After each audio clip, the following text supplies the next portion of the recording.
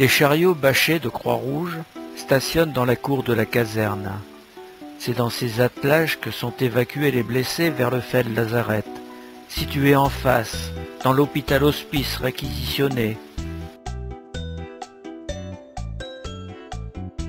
Einstürzen unseren Verwundeten. Sérénade pour nos victimes. Tel est le titre de cette carte postale, nous présentant un groupe de soldats musiciens allemands dans les jardins de l'hôpital-hospice de Péronne. Devant son porche d'honneur, nous voyons la cérémonie mortuaire d'un dignitaire allemand. Honoré du salut militaire et de couronne de verdure, le cercueil est porté pour être placé dans le corbillard. Précédé des hommes de troupe, le convoi mortuaire s'ébranle vers le cimetière.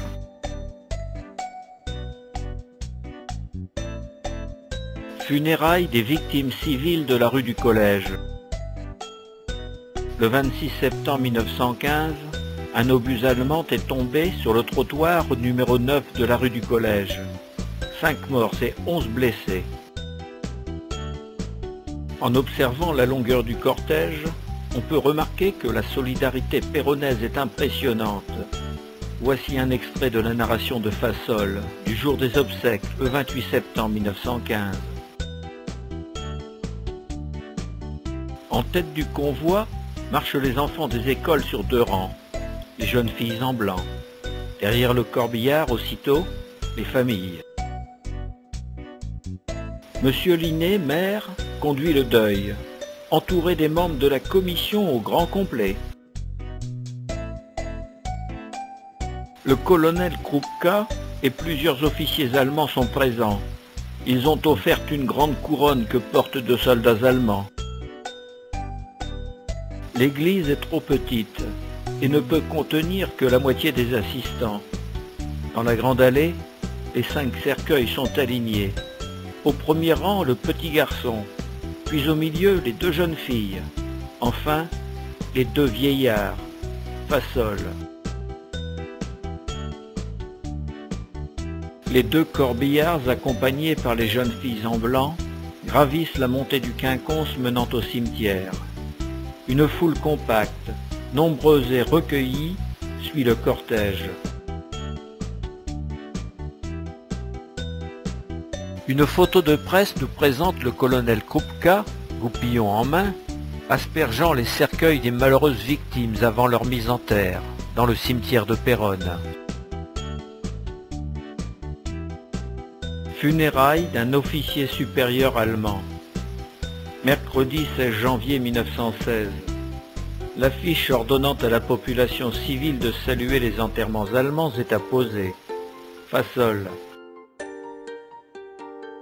Le salut des officiers. Non seulement il faut saluer, mais le faire dans les règles. Et le fait de saluer de façon incorrecte est puni de 10 à 50 marks. Pour bien saluer, il faut regarder l'officier et se découvrir respectueusement, c'est-à-dire tenir sa coiffure à la main, le bras baissé, et continuer de regarder l'officier en tournant la tête jusqu'à ce qu'on l'ait dépassé. Si l'on est assis, il faut se lever comme le font les soldats. Fassol. Grand patriote, fédérateur de l'unité péronnaise durant l'occupation, l'abbé Ulysse Caron, archiprêtre et doyen de Péronne, s'est éteint le 7 mars 1916 d'une grippe infectieuse, contractée le jour des obsèques de sœur Joséphine. L'enterrement eut lieu le vendredi 10 mars par un temps de neige. L'église est plus que comble. 12 prêtres des environs ont pu venir. Au cimetière, plus de 150 hommes âgés et plus d'1 millier de femmes se sont déplacés. La commandanture s'est fait représenter. Son cœur de prêtre patriote lui dicte des paroles qui touchent les autres cœurs. Fassol.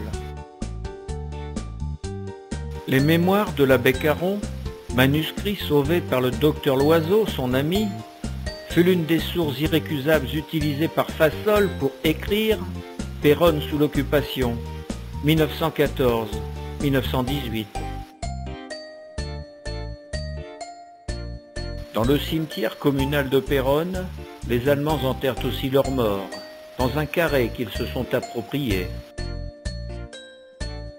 Sur un mémorial, sorte d'arc de triomphe, sont gravés les noms des héros allemands morts dans la région.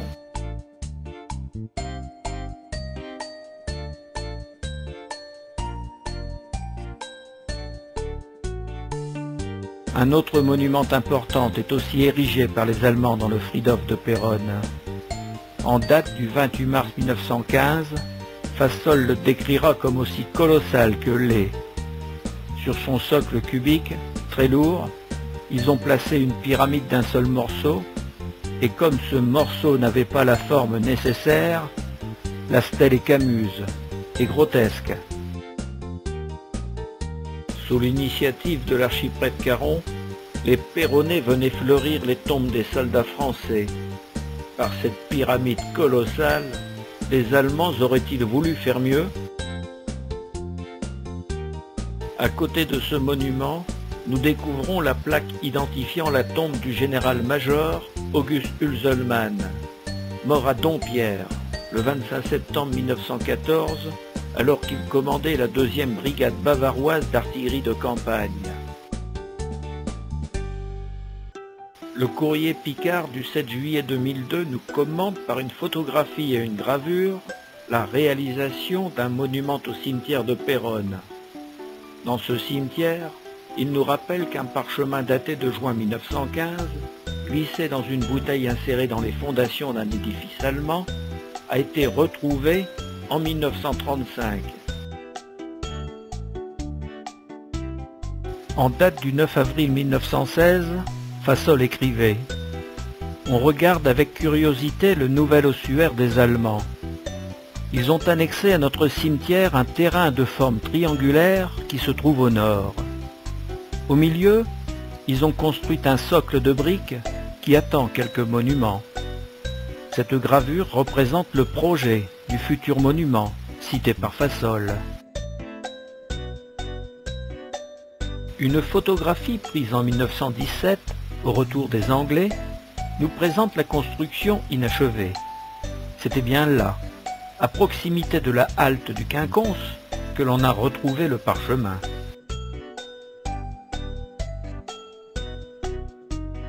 Fassol nous rappelle qu'au dépositoire de notre cimetière repose toujours le cercueil du général Eugène Bridoux, abandonné là, depuis l'embuscade de Peuilly, le 17 septembre 1914.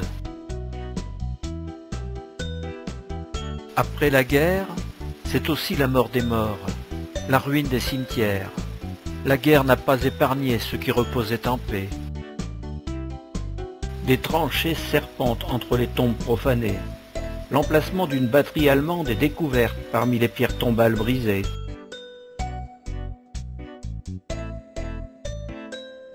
Les monuments funéraires, les sépultures, les fleurs des cimetières ont reçu des bombes, comme pour tuer les morts et faire encore plus de morts. Les fiers monuments, érigés par les Allemands dans notre nécropole municipale, sont aussi saccagés, détruits par les Français. C'est aussi ici, dans ce cimetière communal de Péronne, que furent cachés dans un caveau, au moment de l'évacuation en juillet 1916, les cahiers de Jules Drapier.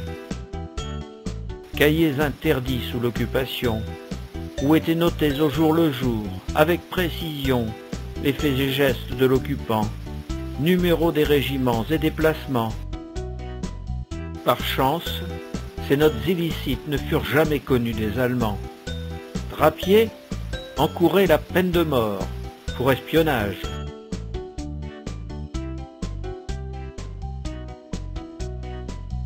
La paix revenue, le chroniqueur péronnais Fassol, de son vrai nom Henri Douchet, a collationné, mis en forme les notes interdites de messieurs l'abbé Caron, Malicet, Berriot, Drapier bien sûr, et de quelques autres, pour publier en 1929 Péronne sous l'occupation, 1914-1918.